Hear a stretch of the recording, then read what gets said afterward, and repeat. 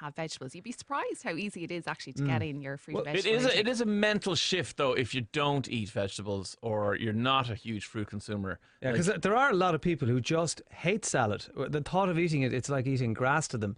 And vegetables are the first thing they avoid at a carvery. Yeah, like if you don't like eating vegetables, like just, carrots or parsnips or whatever on the plate, sneak them into your like curry or into your bolognese. Have vegetable soup as well. That's all brilliant. Even if a lot of people are like, oh, I don't have time to be washing and chopping vegetables, have frozen vegetables in the freezer. They're just as nutritious as your because fresh. there's no difference in nutritional terms between a frozen vegetable and a fresh vegetable. No, and sometimes they're even better. So say for example, you do the big shop on a Friday or whatever, and you have your broccoli and whatever in the drawer in the fridge. Like you could have that in the fridge until like the next Thursday or Friday, then you use it. But as time goes by, the nutrients in that broccoli will start to deplete. Whereas if you have frozen vegetables, they're frozen straight from being picked or whatever. Right.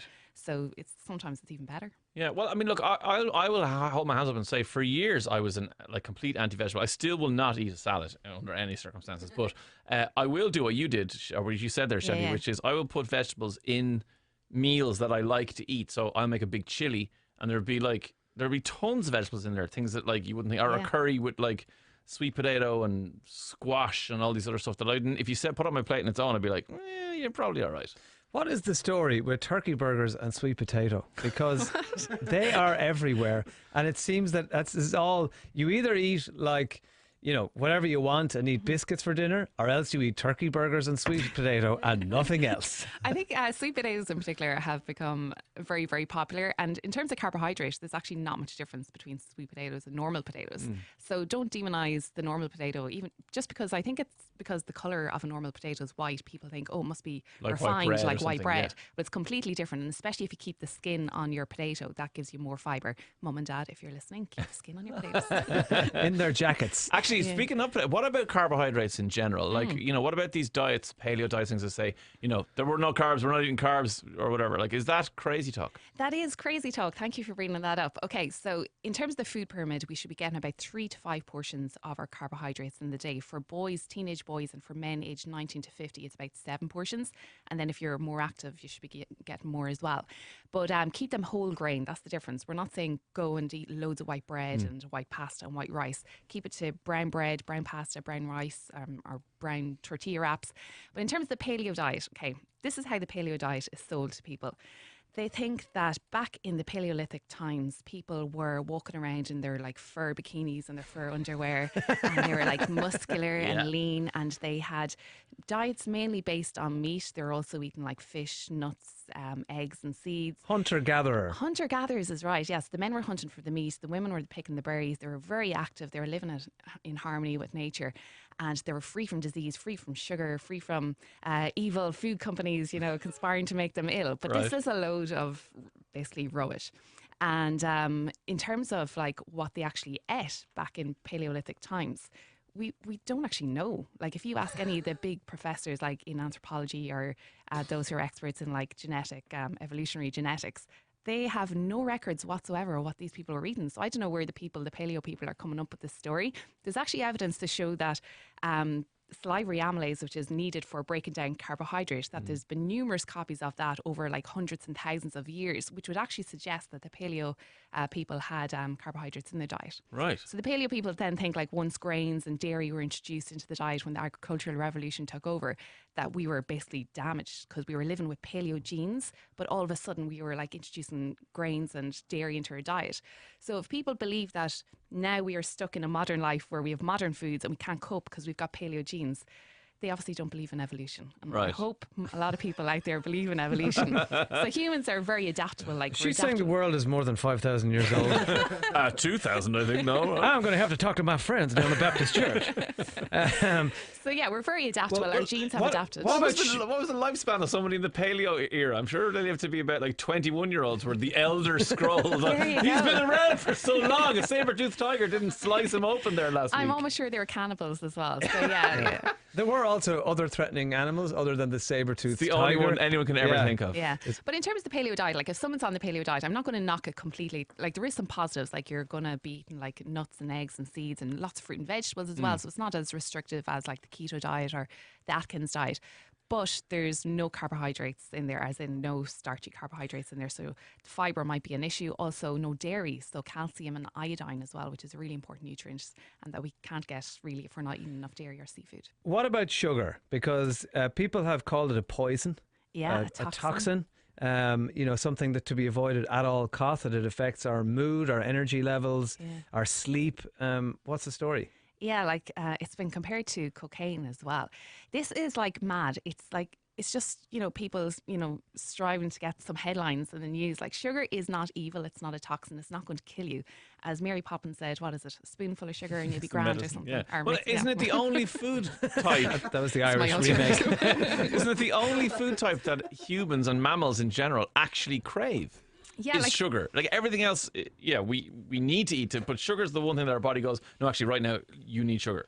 Yeah, but aren't we trained to crave sugar? No. Evolutionarily speaking, not. And before, as Shelley said before, the nasty food giant companies came along and went, have a stinger bar now, you devils. Like that, it was a thing. Like animals crave it. Yeah, but when you get a craving after your cup of tea at lunchtime, that's not nature.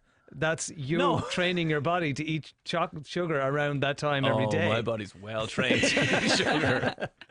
Yeah, like if you think to babies, like when babies are born, they're born naturally with a sweet tooth. So that's why like breast milk is really, really sweet. And like half of the dry matter of breast milk is made up of lactose, which is the sugar essentially.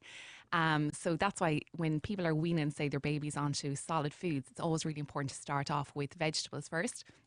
Particularly like your dark green vegetables, because if you give a baby like say apple or pear first, they're going to love it, they're going to take it, but then you try to introduce the savoury foods and they're just like, nah. What's this? Yeah, exactly. So always you have to really train them to like the savoury foods. So we are born with a sweet tooth, so we can overdo it with sugar, don't get me wrong, but it's kind of false to say that it's toxin. Like people say, oh yeah, like they looked at the brain and the reactions to the brain were similar to people who are like taking cocaine, but like those kind of reactions happen, like for example, when you win something, you have this like huge endorphin release. Yeah, or after sex as well, apparently. I wouldn't know, but yeah, allegedly.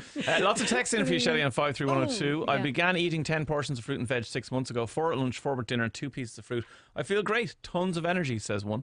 And then another one says, Dermot and Dave, Jesus, lads, rabbits eat lettuce and grasses and they live about 4 years. Birds eat nuts and seeds and live about 2 years. The average human with our ordinary diet lives for 80 years, so I'm sticking to my chocolate and chips diet, says Andy the postman. Can I just say, like, my wife, I think, has a fairly sensibly balanced diet in that she will pretty much eat healthily all the way through the day. She does take sugar in her tea. She always berates herself about that. And then quite happily, she'll go, I'm going to have a packet of waffles and a glass of wine. And like, she's not going to beat herself up about that. But then I'll see her during the day eating broccoli and smoked salmon and, sweet potato or whatever, but she's not making a big deal out of any of that. So she just kind of seems to eat a range of everything, and she's not kind of afraid of anything, and this doesn't kill herself if she has a bit of full fat soft cheese or something. Do you know what I mean? And that's the way to do it. Like, try and be good like for most of the time, but like if you want a pizza tonight, like it's Friday night, if you want to sit on the couch and curl up and watch whatever on TV, like have a pizza. Like you're not going to die. So it's all about balance. Like try and get it right, as in get lots of the different food groups. So we talked a lot there about carbs and fruit and vegetables, but get dairy into your diet, get meat into your diet as well, get fish into your diet, and then just limit the kind of like salty and sugary and sweet things to about maybe once or twice a week. So yeah, there should be no restrictions on any diet. Even if you are trying to lose weight, you shouldn't be feeling really hungry. You shouldn't feel like you're, being deprived of stuff. It should be easy. And when anyone say now you are trying to lose weight, a lot of people want something really dramatic in their diet, like you cut out carbs and then lose weight really, really quickly. That's not the way to go because it's not sustainable, and you will lose weight really, really quickly, but you're going to put it on again. But say now if you are losing weight, try and cut back your daily calorie intake of about 500 calories per day, and you will lose about 0.5 kg per week, and that is a really good pace to be losing weight. Portion size is important. Portion size is really, really important. Okay. So say, for example, your porridge. I was actually meant to bring in porridge here and see what your portion sizes were like.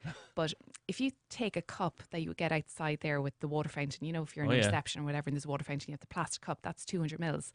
About a third of that cup is your portion size for porridge. What? So portion size is really, really important. And that's the problem with carbohydrates. Carbohydrates shouldn't be eliminated from the diet, but we do have to be careful with our portions. We're like the bears in Goldilocks. Oh, like, man. these massive bowls of porridge. Yeah. Huge. Yeah. But in saying that, like if you go and do your workout in the morning, like I do my gym in the morning, I'm starving afterwards. So you could easily have your 2 portions of carbohydrate, and that's fine, just as long as you take it into account. You might eat less then during the day. Yeah. Like 2 slices of bread would be 1 portion. Also like 2 medium-sized potatoes, a cup, one of those 200ml cups as well of cooked rice or cooked pasta.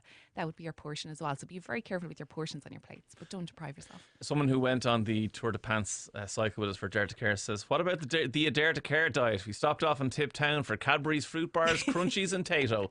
Yeah, it got us through the cycle, but that is a very extreme situation. Yeah. I'd listen to Brezi's advice just to go on the beer afterwards as well. Yeah, Yeah. Maybe not. So I think what we got from that is if you're having jelly babies for dinner tonight, make sure you eat the green ones first. There you go. Shelley Gray, Learned so dietitian and food expert, and of course presenter here on Today FM. Thank you so much for coming in today. Thank you, guys.